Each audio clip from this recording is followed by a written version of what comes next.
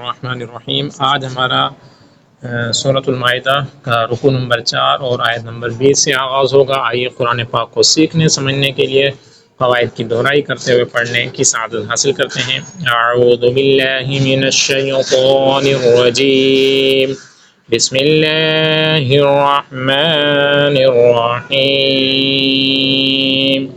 वइज़ क़ाल मूसा लिक़ौमिही या क़ौमि उज़्कुरू निअमतल्लाहि अलैकुम इज़ जअल फ़ीकुम।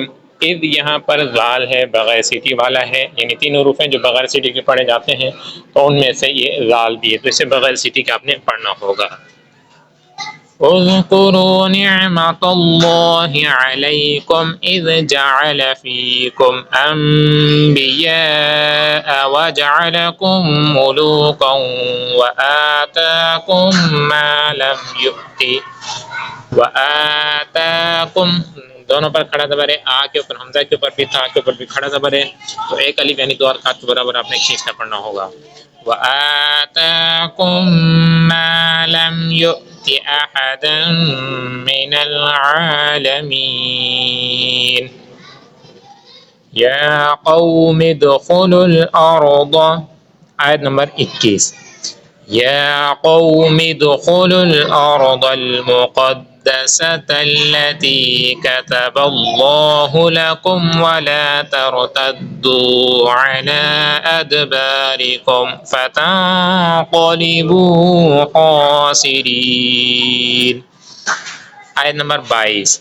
क़ालू या मूसा इन्ना फ़ीहा क़ौमन जब्बारीन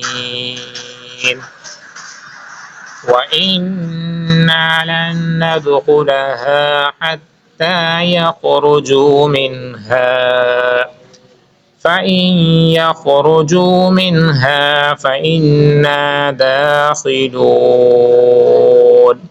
आयत नंबर 23। क़ाल रजुलान मिनल्लज़ीन यख़ाफ़ून अनअमल्लाहु अलैहिम उद्ख़ुलू अलैहिमुल बाब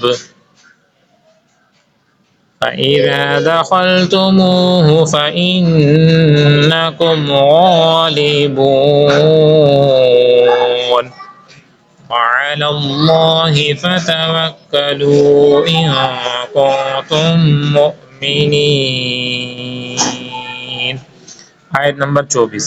क़ालू या मूसा इन्ना लन नदख़ुलहा अबदन मा दामू फ़ीहा फ़ाज़हब अंत व रब्बुक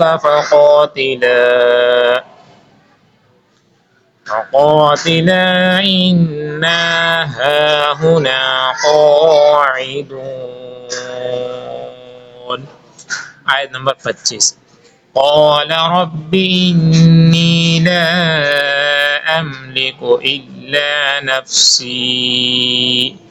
यहाँ पर जो आयत नंबर 25 का आगाज़ हुआ है क़ाल रब्बी, तो बा के नीचे ज़ेर है, तो इसे खींचना नहीं है, यानी या मद्दा यहाँ पर नहीं हो रहा, तो सिर्फ आपने पढ़ना है क़ाल रब्बी इन्नी, तो यहाँ पर नून गुन्ना भी होगा और उसके बाद या मद्दा है, तो इसलिए एक अलिफ यानी दो हरकत के बराबर आपने खींच कर पढ़ना है। क़ाल रब्बी इन्नी ला अमलिकु, ला अमलिकु यहाँ पर मद्दे मुनफसिल है कि और मद्दा के बाद हमज़ा दूसरे कलमे में आ रहा है। इन्नी ला अमलिकु इल्ला नफ्सी व अखी फ़फ़रुक़ बैनना व बैनल क़ौमिल फ़ासिक़ीन। आयत नंबर 26।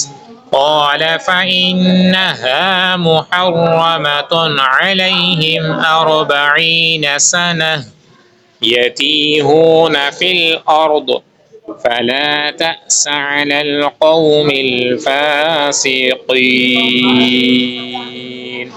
सदक़ल्लाहुल अज़ीम।